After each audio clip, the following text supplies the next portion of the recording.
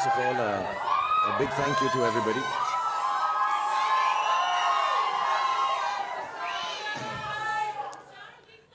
I've been told on this occasion, whenever my name is called out, I have to doff my hat. So it's as kind and wonderful as it is for you to be calling out my name, but I can't be standing here doing this the whole day, right? So, thank you very much. First of all, thank you to everybody present here, the Chancellor, Mr. John Brumby, Professor Susan, all the other faculty members, the parliamentarians, distinguished parliamentarians, Meethu, Caroline Pitcher, all the students here, for giving me this opportunity to be here this afternoon. And I'm extremely, extremely grateful for having me over here, and very touched by the big python, which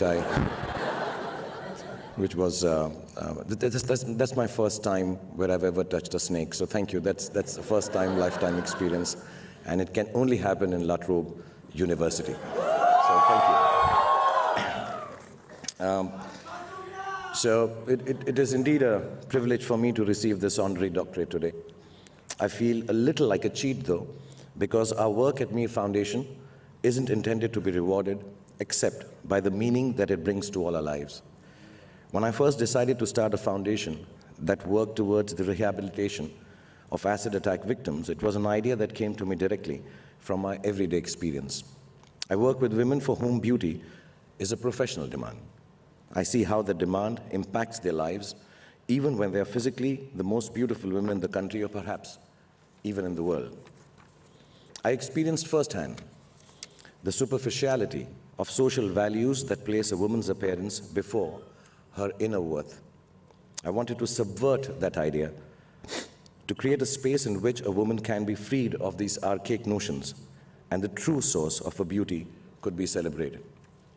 As I was thinking of a way to create this space, I happened to meet a couple of ladies who I'll just mention the names. One lady was Reshma, a young lady who just somehow did not agree to a proposal of a man for wedding, and he took her back, took his back on her by throwing acid on her face. She must have been 19, 20 at that time. There's another lady I met, her name is Mamta, who was married to a man who turned out to be extremely abusive physically and mentally. She even tried not to carry his child, just in case it becomes an issue for the baby too, but he forced her to have the child, and then threw acid on her face. Both these women, when I speak to them, when I spoke to them, when I met them, one of them said to me that I would never let this man win, because I have decided not to lose, and as long as I have decided not to lose, this man cannot have victory over my life. The other lady still believes in the beauty of love, so I will excuse myself and say one of the poems she recites and keeps sending them to me. Her name is Mamta, and the poem is प्यार करने वाले मिलते हैं, आँखों से करते हैं बात, प्यार करने वाले आँखों से करते हैं बात, ख्वाबों में मिलकर करते हैं मुलाकात, वैसे तो आसमां भी रोता है ज़मीं के लिए, हम लोग उसको समझते हैं बरसात. So this is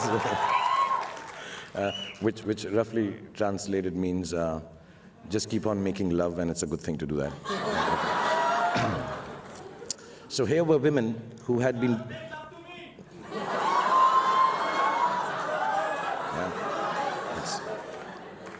it's that time of equality and a lot of courage for me to do this, yeah. So these were women who had been brutally attacked for no explicable reason. Their physical features were damaged almost beyond repair, but their inner resources of courage, strength, and resilience were stronger than any of the most accomplished women or men that I had ever met. It was that day that I knew the work of the Mir Foundation would truly be worthwhile if it could enable and empower the lives of women like these, and help turn their bravery into resource for other women who battle the kind of suffering that they had. I'm proud to say that we have shared in the valiant journeys of young women. We have learned life's deepest lessons from them, and our admiration for them grows every moment. This award is not an award for anything that our foundation might have done or achieved. It is an award for the courage of every woman who faces the brutality of injustice, inequality, and inhumanity. I'm deeply grateful to the university, the La Trobe, do I pronounce it right? La Trobe. La Trobe, okay. I'm deeply grateful to La Trobe University for its graciousness in offering scholarships for the education of young girls from my country. We live in a world that is increasingly plagued by the sharing of negative sentiments and a narrowing of humanity.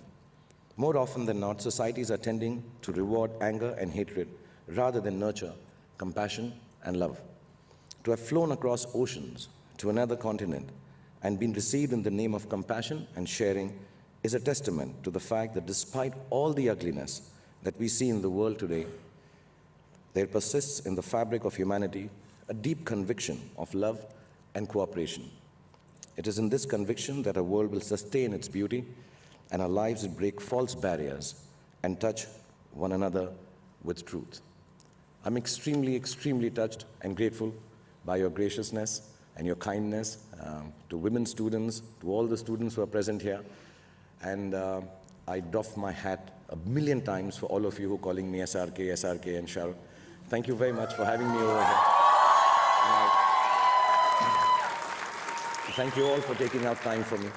May Allah bless you and give you happiness and health always. And thank you once again. Thank you.